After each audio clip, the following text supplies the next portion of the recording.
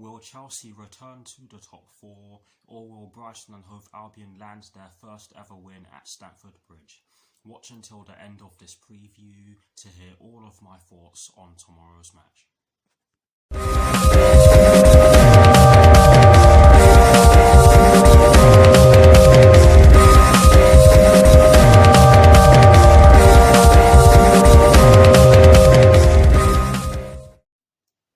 Hello people, welcome to my channel, welcome to another video. This is my preview for the match that will be taking place tomorrow evening at Stamford Bridge in the Premier League between Chelsea and Brighton and Hove Albion, with kickoff at 8 PM UK time. So what I'm going to do for you guys in terms of this preview is that firstly, I'll be giving you guys the team news concerning both sides, and as always with these previews, I'll be kicking things off with the team news concerning the home side, and in the case of tomorrow's match, the home side will of course be Chelsea. I'll then be giving you guys my lineup based on the team news in which I'll be giving you guys shortly. I'll also be giving you guys my 4 things in which I believe the Chelsea first team must do against Brighton and Hove Albion tomorrow evening, and lastly, I'll be giving you guys my score prediction. So without further ado, let's get straight into this preview. So kicking things off with the Chelsea team news, there are 2 stories concerning the Chelsea first team, and the first one concerns Andreas Christensen, and this story explains that Andreas Christensen is likely to return after missing the last 3 matches because of a muscle injury. And honestly guys, that is great news because we have had a bad history of players going out due to muscle injuries, and it's good to hear some positive news regarding that. But yes, I sincerely hope that Andreas Christensen is able to make the bench at least for tomorrow's game. I don't think he'll start tomorrow, and you'll see that in my lineup. But honestly, guys, I just hope that he's able to make the bench at least because, like I've said already, we do have a bad history of players getting injured. Let me rephrase that. We do have a bad history of players going out with injury that concerns the muscles. But moving straight on to the second story concerning the Chelsea first team, it concerns Thiago Silva and Mateo Kovacic, and this story explains that Thiago Silva could be rested, and that's fair enough because we do have some crucial games coming up. But after the game tomorrow, we actually have West Ham United away from home, and they are immediately above us, so that is a key game. But yes, Thiago Silva could be rested while Mateo Kovacic remains out, and that is a massive blow for us because he is the best midfielder. He is the best midfielder that we have when it comes to driving with the ball, and hopefully he's not out for too long because I feel that we are going to need him very soon. But yes, that is the second and final story concerning the Chelsea first team. Some good news there, but also some bad news. But yes, moving straight on to the Brighton and Hove Albion team news now. There's only one story concerning the Brighton and Hove Albion first team, and it concerns Adam Webster, Dan Burn, Aaron Connolly, and Percy Tau. I hope I pronounced that correctly. And this story explains that Adam Webster and Dan Burn are in contention to start, while both Aaron Connolly and Percy Tau might be involved in some capacity tomorrow evening. Got there in the end. Sorry about that. But yes, that is it for the team news concerning the Brighton and Hove Albion first team, and that is it for the team news concerning both sides. Some very good news for us, and a bit of bad news for us as well. And I have to say that it's good news for Brighton and Hove Albion. But yes, that is it for the team news concerning both Chelsea and Brighton and Hove Albion.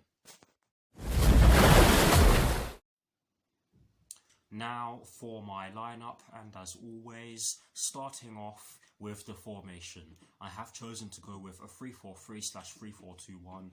Honestly guys, I'm not even sure if I need to say that anymore because it looks as though Thomas Tuchel is going to persist with this formation, and I've said that on a number of occasions in my last few videos. But yes, I have chosen to go with this formation because it has been working to great effect recently. Yes, we've had a few aberrations in terms of results, but that's always going to happen. and I personally believe that Thomas Tuchel is working.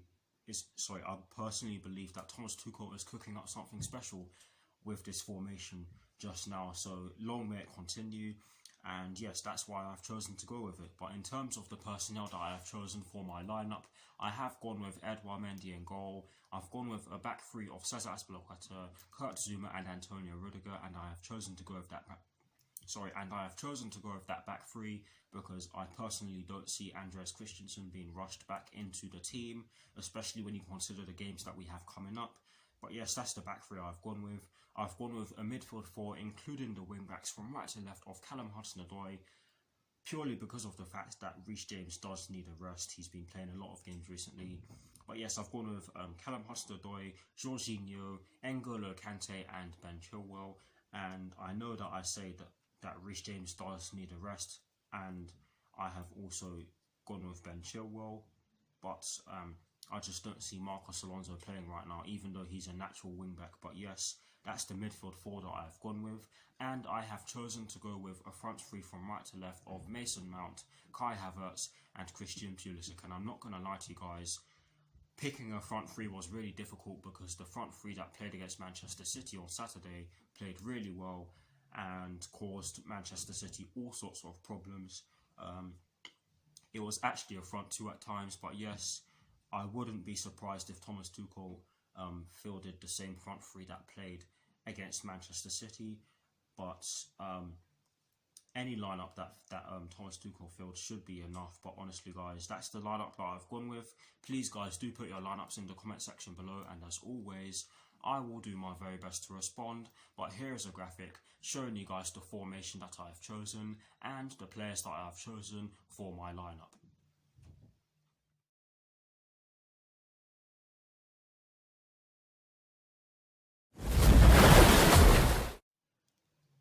Now, for my 4 things in which I believe the Chelsea first team must do against Brighton and Hove Albion tomorrow evening. The first thing that I believe that we must do against Brighton and Hove Albion tomorrow evening is that we must shut down their attacking/creative players.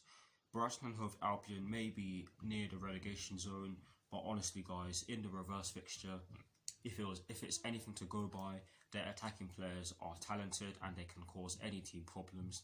They have picked up some positive results against the top teams this season, most notably against Liverpool at Anfield. So we have to not take them lightly, and for that reason, I believe that we need to shut down their attacking/creative players, because if we don't, then they'll definitely cause us problems. Well, honestly, guys, that's the first thing that I believe the Chelsea first team must do against Brighton and Hove Albion tomorrow evening. The second thing that I believe that we must do against Brighton and Hove Albion tomorrow evening is that we must hit them on the counter-attack. We must hit them on the counter-attack. And the main reason why I believe we need to do this is because it's almost certain that Brighton and Hove Albion will try to attack us, because they not only are fighting against relegation, but they are more of an attacking team.